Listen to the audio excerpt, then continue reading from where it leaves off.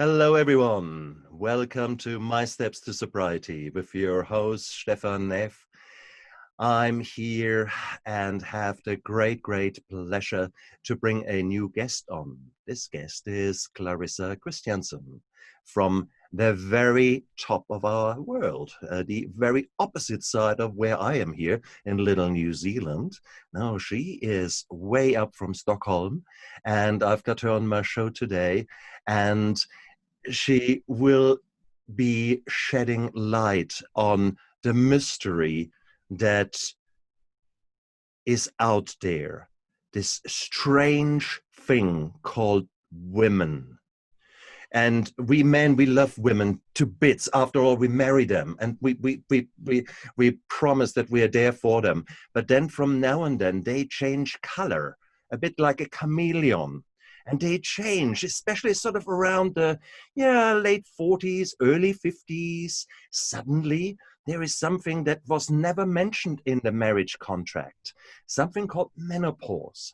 And I'm so bloody grateful that I've got Clarissa with me, who will share some of her insights into these beautiful miracles and strange beings called women in menopause.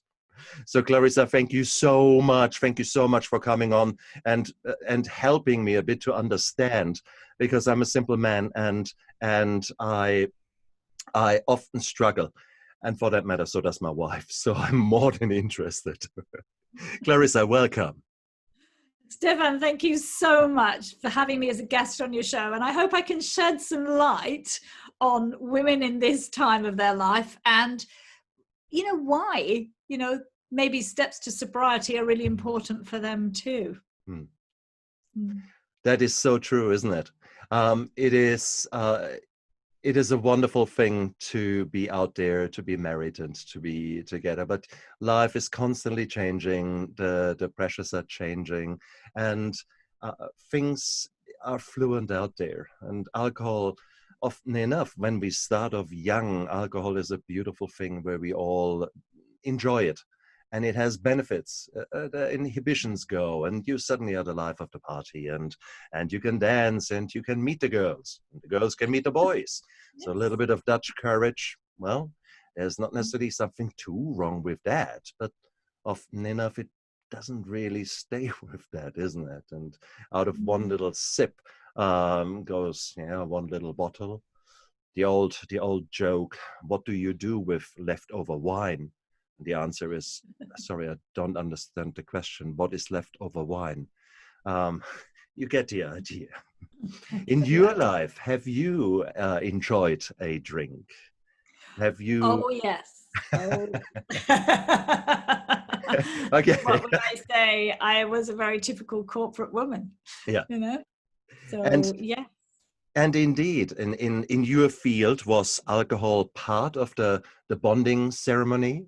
Was it part of making deals, of being out there?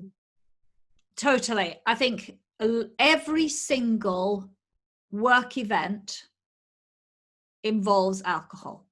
Friday after work drinks, team building days, lunches with customers, on it goes. And alcohol is just present in that whole space. That is part of what happens. And the people who don't join in, well, actually, they don't get in front of leaders, and they sometimes don't get promoted. So it's a very vicious cycle to be in. Is it not? Yeah, same here. Same experience. Now, it's, so how long were you in the corporate world then? Tell us a bit more about that part. 28 years, Stefan. Oh, no. A very long time, a lifetime. Well, exactly. Who did you annoy? Which god did you piss off? I don't know, but I'm out of there now. I'm free. Yeah, that's right.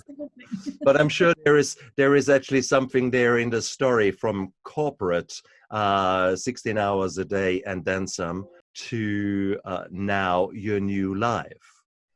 You have been in the corporate world for 28 years. Goodness gracious, there must be a story there. How that ended, obviously, because you use the past tense, and how you moved on to a different part in your life. Can you shed some lights on that? What happened? I can definitely, Stefan. Thank you for asking me that question to unpack a little of my story here. So, yes, 28 years in corporate. And around my mid-40s, I emigrated to Australia, like you do. You decide you're going to move to the other side of the world, having grown up in the UK, worked in Europe, and began a different life.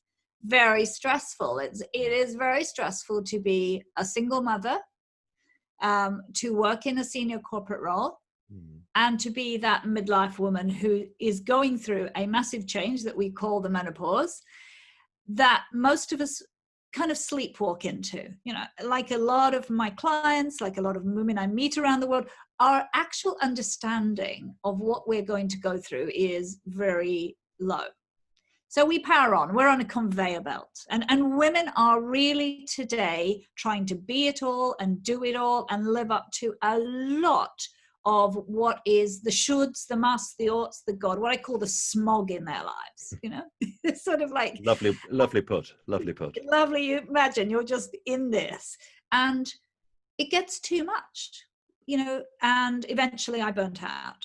And a burnout is not, I feel a little bit tired, I need to go to a yoga retreat. A burnout is mental and physical exhaustion. You know, when you black out in your office and you think you put it down to the lights are flickering, you know where you've reached rock bottom, really.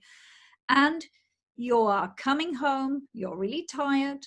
What do? You open a bottle of wine, you sit on the couch. And I would never say to anybody, I was an alcoholic. I never went to AA or Soberista, but I was certainly using glasses of wine as a support mechanism. I ate on the run, too many coffees. I sound like a billion women out there in the world who do exactly that. And I had to stop and change. And so I changed my life. Then I must be a little bit of a woman too, but because you just described my life, including the coffee and including the wine afterwards. What did the wine do to you? How did it feel when you had your second glass of wine? I mean, the first one just goes down to wipe down the dust of the tongue. What about the second and third one? What did that do? The second one was often the moment I kind of went, it was like that pressure valve that released in that moment. I think the first one, just come home, it's habit. I'm getting changed. I'm going to cook. You know, we've done all the things we've got to do. The second one is the sitting on the couch one. You've eaten food, you're winding down. And you're wanting just to let go of this day, while of course your emails are still buzzing. And if you had a boss like I had at that time, she could message till 1 a.m. because she couldn't let go. She had no ability to let go either. She didn't know how to do that. So that was very unhelpful, totally unhelpful that she just did not do that. So, you know, I wasn't off duty. I hadn't finished work, basically, even though it was, 8:00 in the evening. So I was trying to decouple from that. And so maybe that wine became a third. Sometimes it didn't. And then I'd crash to sleep. And then you wake up at 2 a.m. And then, of course, you're menopausal and you're having insomnia issues anyway. Oh, so no. Then you're exhausted. Then you look at your emails and then you're asleep at 5 a.m. You got to get up at 7 and go again. That becomes your life. And everything you do in social revolves around drinking. Yeah. It's not a very healthy lifestyle. It's not like it was bad. I mean, I had very good pay. I was very financially secure, lived in a beautiful country, sun shone. But it's a grind as well. And alcohol becomes part of that. Alcohol's not fun in that situation. Yeah, it's just so part of the prop. Yeah. And you just keep going and you're on this rat race, and it is just ongoing. And especially nowadays, I think that with the internet and emails and then messaging and then WhatsApp and now Zoom and all the kind of other interruptions of our private life, there is more and more this tendency of things to sort of merge together, and it can be very, very difficult in nowadays times to actually tease that apart. So what you're highlighting is such an important bit, because the temptation is there to keep going and keep going. And it even today, it is there. There are even now times when in the evening I think, oh, well, I do the bills and send an email out, and suddenly get a reply at 10 o'clock. And you think, what the hell are you doing in the office? And it is, yeah, people are out there and burning the candle, not on two ends, but two ends and a few places in the middle. And it is getting very hard. So for you, you ended up basically walking into a wall. How Yeah. did that feel like? Oh, what did that feel like, Stefan? It feels numbing. It is, you're so tired, and you get to work, and I was very passionate about my career. I loved looking into people's minds, attitudes, and habits. You know, I was fascinated by people. But I went to work and I sat at my desk, and I eventually managed to move my desk to a point where I was actually in the back of the corner office, because I didn't then have to interact with anybody. You know, very unhelpful space to sit in when you're quite a senior person. And I sat there and I thought, if I sit in this little corner, I can just sit quietly. And I didn't really do very much work. You know, I did. And I was, by that stage, I changed to my final job. I was overqualified for the role. So I was just living on past experience. I wasn't generating that much more that was, you know, I would say wasn't as much value as I would have given in my previous career. I was living on my abilities. I was there. And there's no enthusiasm. What are we living for if we don't enjoy what we're doing? You know, how do we not enjoy this? We need to enjoy things more. So true. So true. I remember giving once a lecture to nursing students. And here I was. And as a teacher, I'm quite animated and out there. And on that day, this was just such a front, such a mask I put on. And I bounced around and infused these students, knowing them well that healthcare was not particularly great, that many of them might not get a job and things like that. And I said goodbye to them, and they really enjoyed the show. And I walked out, went straight to the bottle shop, got 2 bottles of wine and got drunk, because I felt such a fraud. It felt such a bizarre experience. So there I was with this mask on, and no. That was burnout. Absolutely, that was burnout. You're dead. If you really look in your eyes, there was nothing there. It's just dead. So no, it's a bad place to be. It is. How long was that period in your life? To be absolutely honest, I would have said that lasted several years, 2-3 years. And the turning point for me was changing that job, because I moved to a much tougher job environment. You know, you work in a multinational, people are diverse and friendly. You work in a really tough-nosed Australian company. There's nothing wrong with the company. It's just, it was a big culture clash for me. And that was like, I don't think I'm going to survive even the trial period here. It was that recognition. And I was like, oh, and what happens then, you know? So that was like having to change things there and then. May I ask you, how young were you then? I was 52. 52, exactly.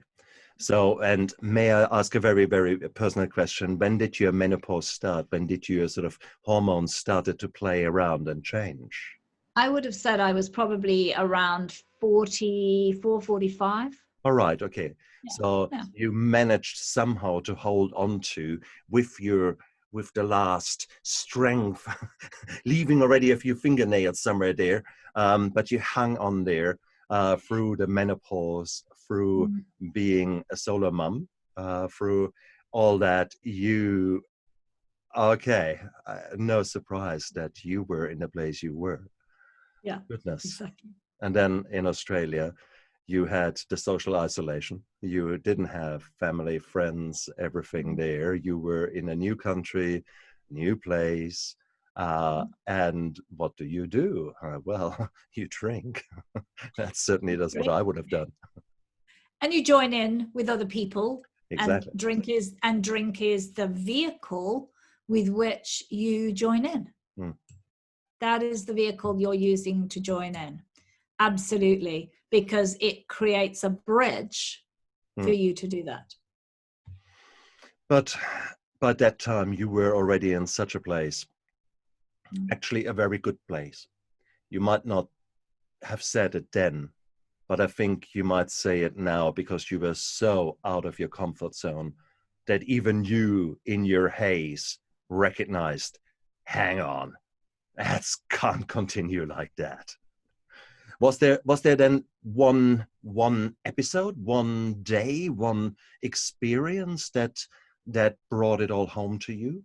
Or was it a slowly but surely growing conviction that enough is enough? I think you're right on that second point there, Stefan, that this was this growing sense. My health was getting worse. My doctor's prognosis of my blood pressure wasn't very good. He said, well, you'll be on these tablets for the rest of your life. And I can say that I don't take any medication now. Excellent. And you'll only have to increase the dose. And I was sitting there going, oh, right. And I was struggling like a lot of menopausal women with my weight and my moods. The anxiety and the lack of sleep are not symptoms that you want to have. And of course, alcohol does nothing to improve those. It does the opposite effect because it's a depressant, as we well know, and it is not good in terms of helping us to sleep. And we don't do those mental management and we don't have the 7-8 hours that we need. We're irritable, we are cognitively impaired, and that just compounds everything. Isn't it? This is in my book, My Steps to Sobriety, I describe it and I call it hangxiety. When you're hangover and the next day and your anxiety actually explodes. So instead of chilling you out, calming you down, what you actually want the alcohol for, you pay the price the next day because it's just brutal what you are going through. So true. So you have just put it in perfect words there. What was the way out? What did change? Or how did you change it? Did you meet a guru? Did you go to the top of the remote mountain in Nepal? Or how did you find yourself? How did you find the woman or the vision of the woman that you wanted to be? That's a good set of questions because it was steps.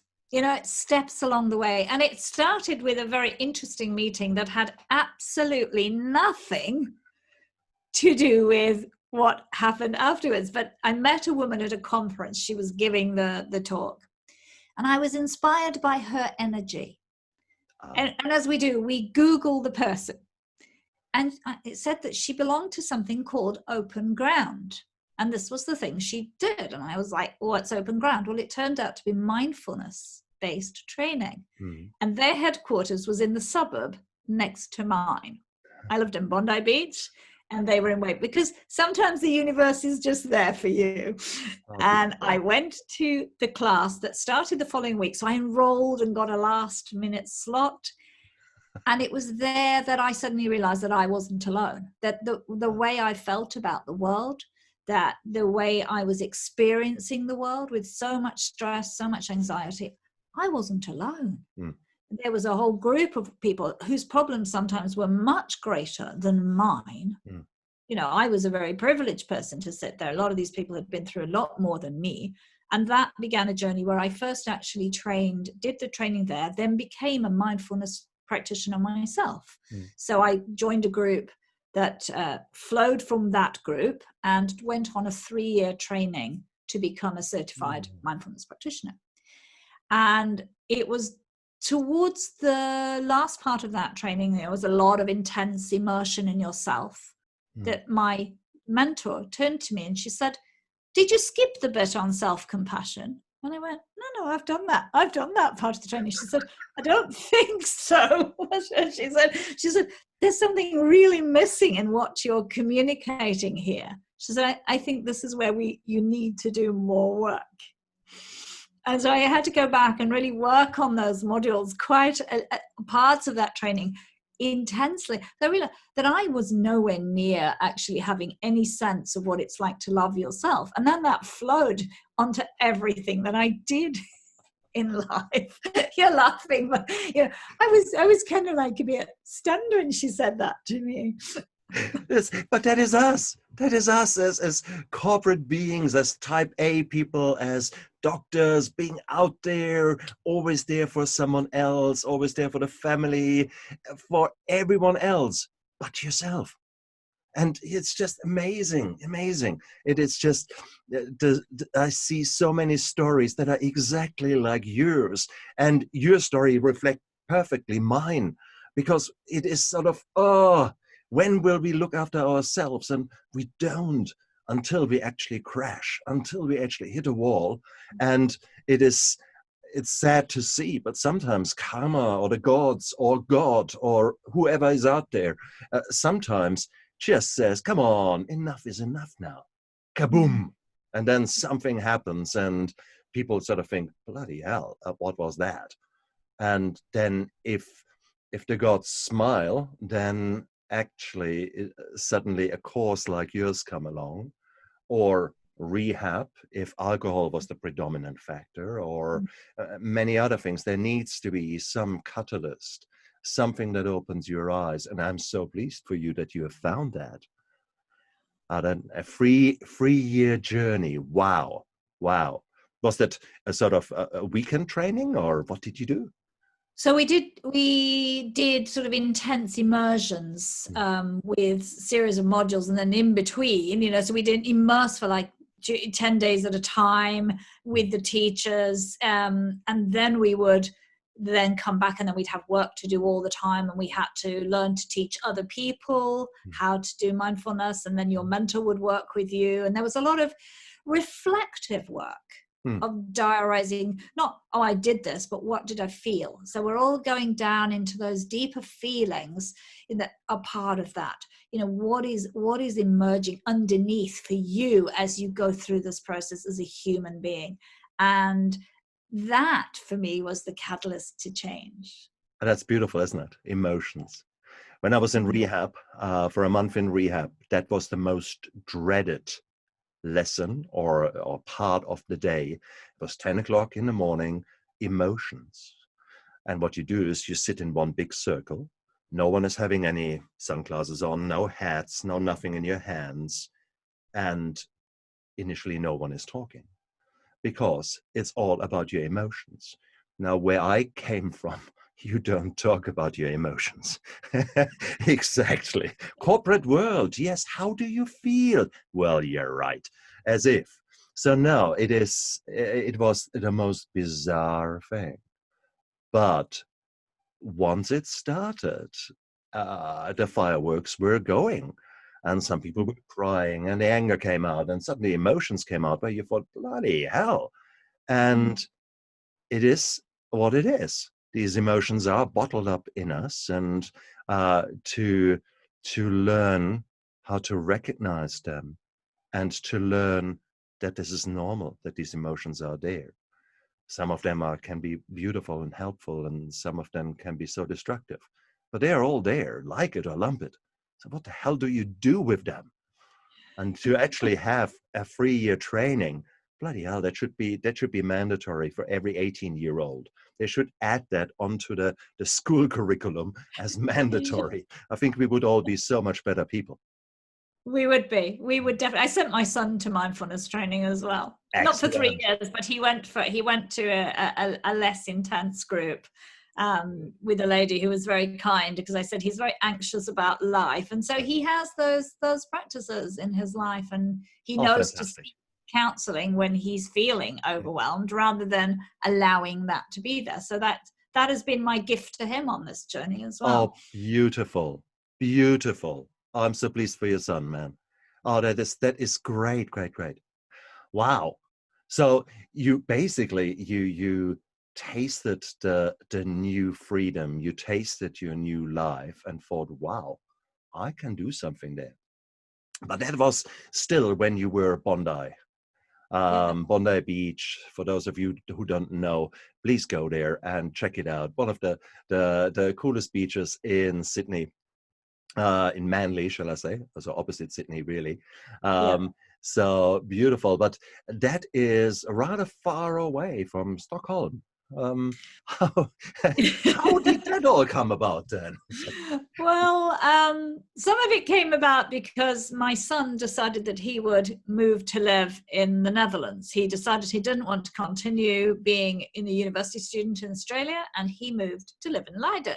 And suddenly I'm like this thinking, well, I'm mid-50s. I'm in a career that I'm not enjoying, and I know I want to go a different path because I'd obviously done this mindfulness training. I was starting to work on my women's health training, and I want to do something different with my life. Maybe now is the time to sell up here in Australia and to go to Europe. I mean, who knows where we go after that? That's not fixed, but to have a complete change of environment. Where shall I go? And I looked around, and then my sister said to me, well, why don't you move to Sweden?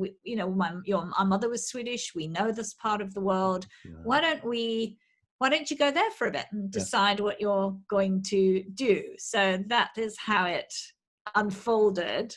And I came here and started a business. So Coaching. were you able to speak Swedish?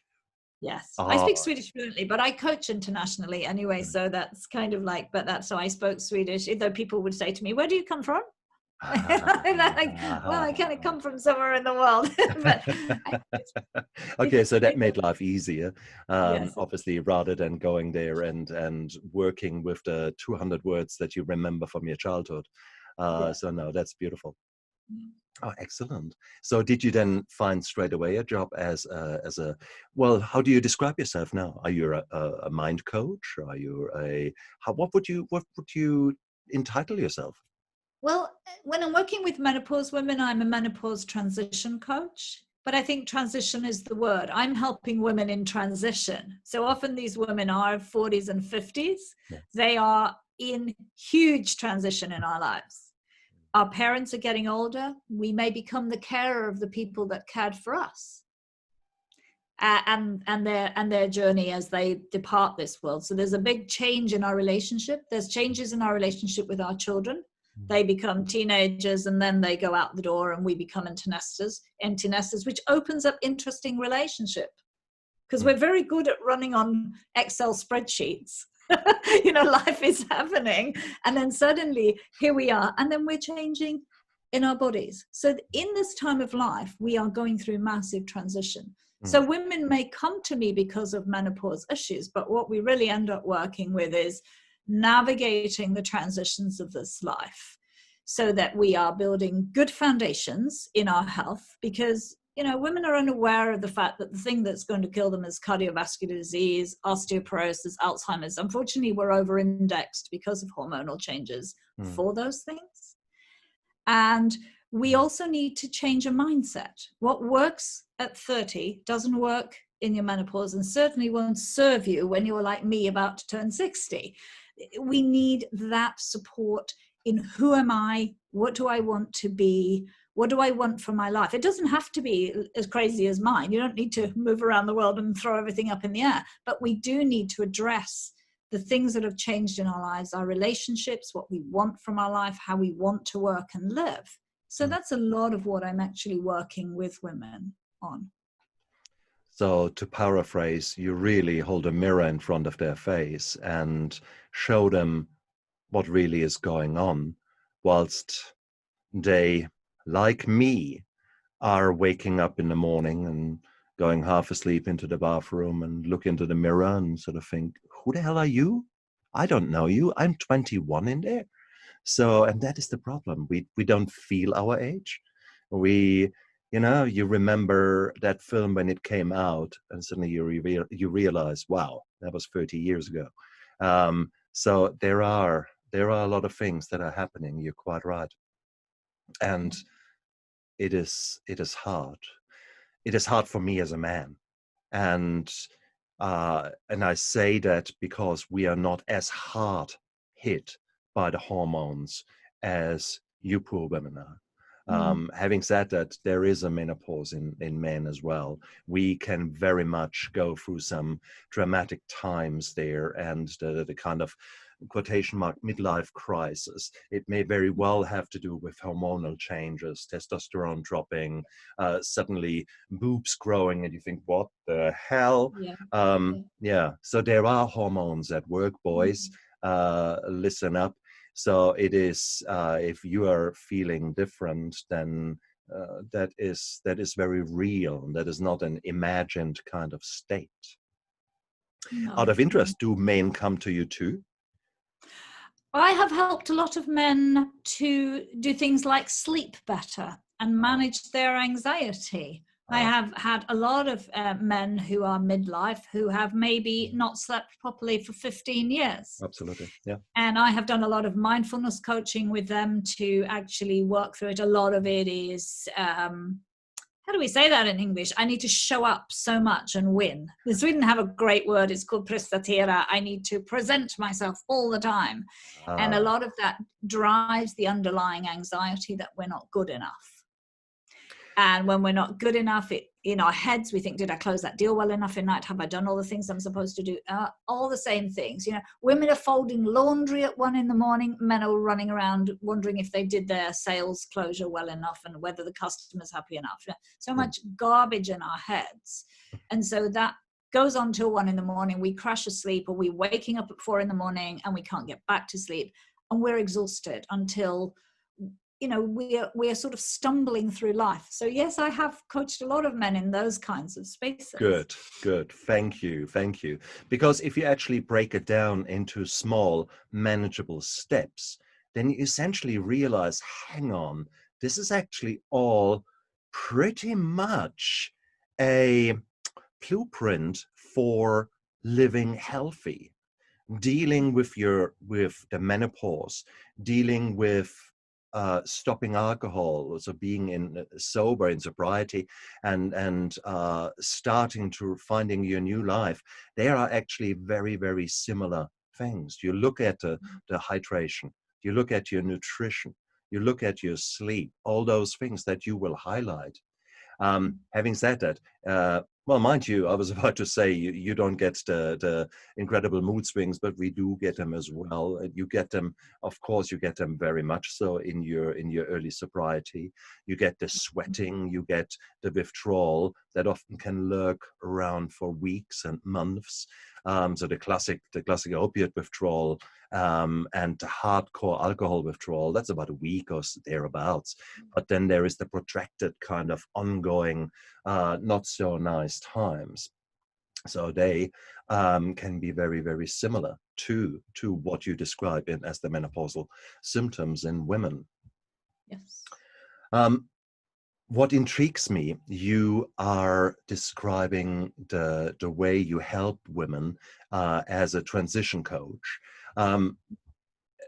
Normally, when people are thinking menopause, they automatically are thinking HRT, they are thinking hormones, etc., replacements. And here you are saying, well, actually, mindfulness and working on good habits. Let's start with the basics. Is that mutually exclusive, or how do you see your role there as part of maybe a medical system? I think that HRT has a role to play. If your symptoms are very extreme, and some women have very difficult times, they really suffer, then they need HRT. It's a bridge to get them over to the other side, and we shouldn't dismiss that. I think where I feel a little conflicted is when I hear certain members of the medical profession say you should take HRT for the rest of your life. And that for me feels very, you're shaking your head as a medic. I'm very uncomfortable with that message being given to women, because menopause is part of a natural transition. There must be some genetic reason why this happens. It's not like we shouldn't have it, because then why would it have not been going on for millions of years, that women who are this age? So, and that also delays, I think, an acceptance of the thing we've lost in our society, the wiser older woman, the crone, whatever you like. And suddenly we're all supposed to be staying a certain way. And I'm not sure that that's a healthy mindset for women to stay in either. Let me say that with the amount of Botox being injected around the world, and the fillers and the whatever else you can do, there are certain cultures which very much would like that to continue, having an active sex life when you're 86, at least 3 orgasms a day, because that's what you did when you were 21. I'm not so sure that this is true. So I'm going there with you. But I would also like to highlight that the HRT for the rest of your life, thank you very much. I mean, that's a really nice way of creating certain tumors, certain cancers are actually very much at risk. And by the way, your bone structures, they are getting hammered. So your HRT has got side effects. And we need to be very, very clear about that. Well, I think the article that came out in the Lancet a few years ago really did shift that, the underreporting of cancers and other issues. And that's uncomfortable if you're the manufacturer of HRT. So there are people who are on that bandwagon pushing a different agenda. Right. So I think that it's an easy way, but it's also a harder way, because when women take HRT, they still often are not addressing fundamental emotions that are lying there that cause issues in relationships, issues. I mean, a lot of women gain weight and say, I can't. A lot of that's emotional. We're holding on to emotions. We're holding on to emotions that don't serve us with our partners, and a lot of issues with marriages breaking down at this time. And we're not doing the steps that require us to work on the fundamentals. A Western diet is a vile diet, in terms of the nutrient. And it's not that, it's day in, day out. Muffins, coffee, alcohol, lots of sugar, too much carbohydrate. We can do a lot to support ourselves by switching to a plant-based diet rich in phytoestrogens, with the right omega-3s, etc., etc. We're going to help ourselves so much better than taking HRT, because we're also helping our bones, our brains, not just our outer selves, but our inner selves. And that is what we need to do. And move. Women, midlife women aren't moving. They're sitting on the couch, or they think a walk is enough. We need to move our bodies appropriately. And we need to relearn that what we did at, what I did and jumped up and down at 30, I can't do either, because I've got a pelvic floor that's different. But I need to know and learn a new way to move. And I need to manage my emotions and my stress. And HRT doesn't solve those things. HRT just covers up the surface issues and keeps us kind of going on the treadmill. Beautiful words. And I hope many, many women out there are listening and viewing what you have just been saying, because you have very much illuminated it all with a big torchlight there. There is hard work to be done, but if it is done right, you come out a very different woman, and very much a better woman, just as much as a man who would do the same amount of work on himself would be a very much grown man compared with where he started. So, I mean, that's so beautiful to hear. And it's actually lovely to think about menopause as this transition. I never really took it as such. I more looked at it from a doctor's point of view, more as a disease, as a thing. So yes, it is as a problem that needs to be solved, rather than as a natural transition from one state to the other. That actually makes a lot of sense.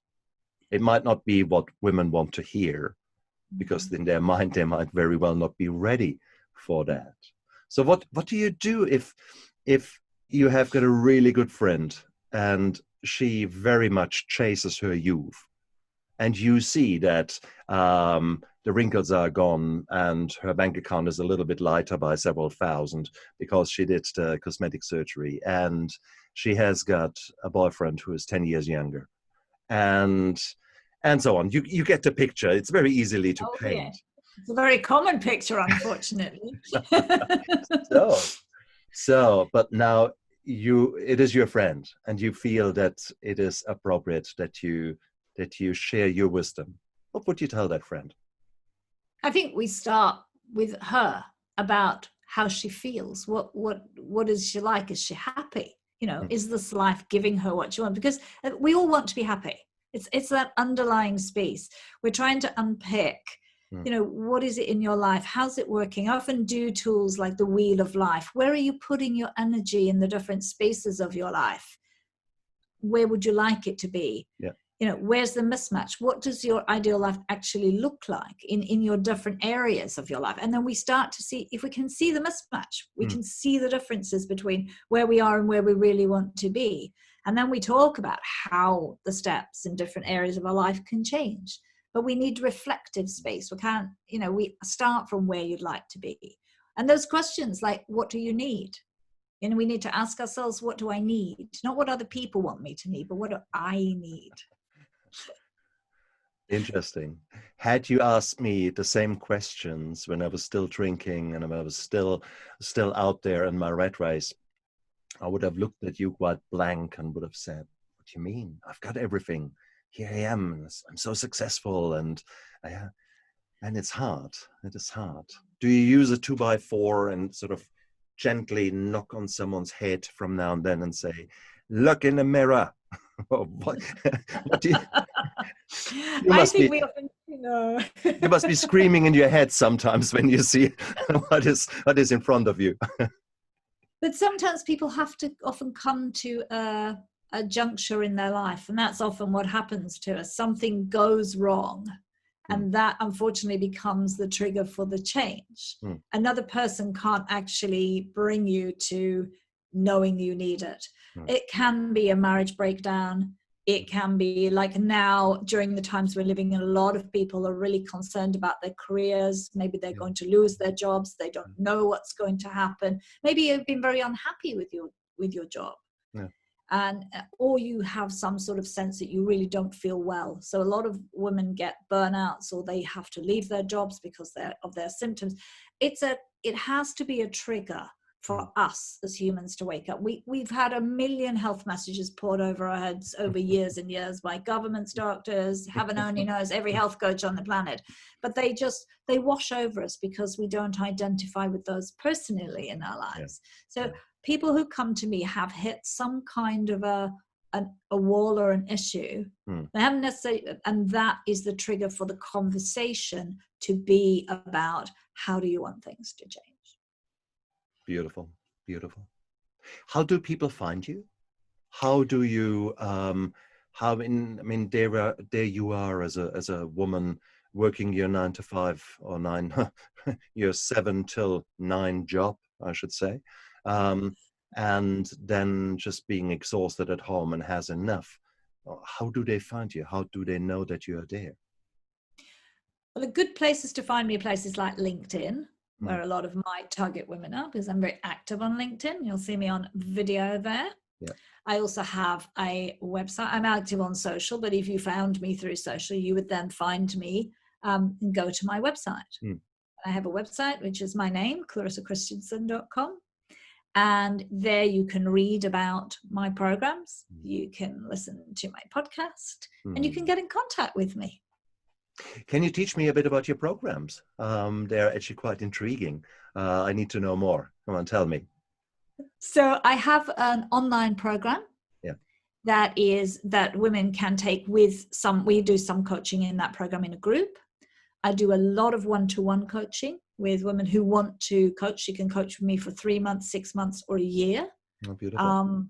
And you can actually come in and work one-to-one. I would say, is it coaching? It's probably more mentoring. Women, it's really, I'm your accountability partner and your mentor. I'm here to listen to you, to put in advice that you can choose to take or not. I'm not driving you through a program when we one-to-one coaching. It's about it's like listening to you and making suggestions, and you going away and working on things and seeing how they evolve. So that's how I do. I am also running a series of workshops online that people can tap into and listen, like masterclasses on a variety of subjects, of which alcohol is one of them. So people can get sound bites to tap into. Beautiful, beautiful, beautiful. Oh, it's wonderful to meet you, because it is, I hear the passion in you, and I see the value that you can bring to people's often frantic and chaotic life at that time. And God, if there was just a pause button somewhere and someone to actually just whisper in your ear, what do you think? How about X? And the little step, how do you start a journey of 10,000 miles? You put your right foot forward. But in which direction? 360 degrees. Where do you go? And that is where maybe a guide, a coach like you, comes into his own, on her own in this case. And it is so beautiful that you're out there. So no, that's absolutely a must. So if anything in this video or in this podcast has rung a bell with you guys, try to step back, take a deep breath, put the wine down, and have a think. Is it maybe time to reflect and to see if your life is really that life that you want to live? And if not, and menopause is the problem, then please do not get in touch with me, because I'm I'm the wrong guy here. And luckily you won't, because you have got Clarissa and all her details there. And I'm really, really, really grateful that I made the contact with you, Clarissa. Thank you so much for appearing today. It was a fantastic interview. Before I let you go, are there any other things that you wanted to raise or that you wanted to share with the listeners and viewers out there? I'd just like to say, well, firstly, a big thank you to you, Stefan, for affording me this space. And I would say to the listeners, start one step at a time. This is a journey. And remember, menopause is a journey. It's not a disease. It's a transition to the best third of your life. And it's beautiful. Thank you so much, Clarissa. Look after yourself. And you guys out there, take care of yourself, one step at a time, one day at a time, one decision at a time. But move into the right direction, into that life that you guys want. You only have one life. You might as well make the most out of it. So, wishing you all a fantastic time until the next time. Bye. Brilliant. Oh, that was brilliant. Well done, you, Clarissa. Well done. Thank you. Oh, no, it's wonderful. I hope that people really, really, really enjoyed it and learn so much from you. The way you've described it is beautiful. And more importantly, the way you described your own journey, which completely reflects that. So it's one thing to how shall I say that? I mean, this afternoon I talked to someone, and he told me about his friend who is an addiction counselor who just fell off the wagon and is full blown in a relapse, but being out there actually talking to other people what they should do. And you sort of think, oh God, so that's not very clever. The other thing that is not very clever is people who have no idea what they're talking about. In other words, they've read the books. They are, so if a 26-year-old gives you advice about menopause, you probably think, oh, come on, girl. Yeah. Play with your dolls. You've not been there. You haven't been there, and you don't actually know what it feels like. Exactly. Yeah. Exactly Yeah. right. And what something like a burnout feels like, because it's a different thing. It really is not that simple, So knowing what these things feel like, knowing how lost you can feel, are not things that other people understand. So you have to come from that place and just also be able to sit here and say, okay, I hear you, and nothing you say can shock me. I mean, I'm married to an alcoholic. I mean, he doesn't drink now. With his own journey. So, and I have to suspend lots of judgment about his life, and just listen to it. Yeah. And if you can do that for your clients too, then there isn't anything we do. It's, it might not be helpful for them to do certain of the things that they do, but that's part of the journey, because you've been there and you've seen too much. Exactly. Oh, Clarissa, it was very humbling to talk to you today and to listen to you. If you have got any other ideas how we both can cooperate, I'm very open. If you've got another idea about an interview, more than happy to play. You're a lovely host to have, a lovely guest to have, shall I say? So no, I'm very happy to play. And thank you so much for coming a bit early. What is the time with you? It was 7, wasn't it? 10 o'clock. It's 10 o'clock in the Oh, morning. 10. Oh, you're 10 hours behind. Yeah, we're only 10 hours behind. Yes, not I too have bad. I have Australian clients, so I'm used Oh, to nice. this time, you know. Brilliant. Look, I say thank you very, very much. Look after yourself, Clarissa. If you don't mind, let's stay in touch. And if there is anything that sort of can come out of that, or if there, whatever the future brings, I'm happy to play. Okay? That would be lovely. I'd love to find a way to have you on my show too. Delighted. Well, Look thank after you, Stefan. yourself. Have a good evening. Bye. Take care of yourself. Stay in touch. Yeah. I'll do. Dream on, dream